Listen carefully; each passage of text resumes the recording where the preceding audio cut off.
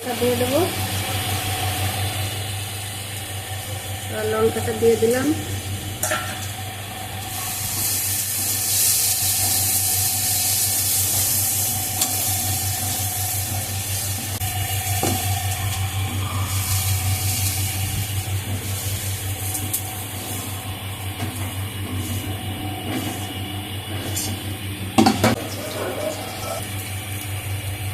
পাস্তাটা দিয়ে দিলাম।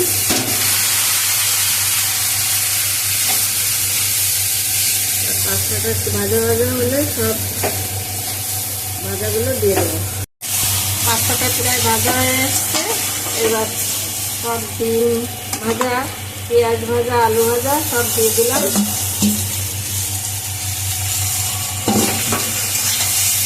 এবার একটা আর নড়াচড়া করবো, করে এটাকে ঢেলে নেবো, হয়ে যাবে। রান্না হয়ে গেছে, ঢেলে দিলাম।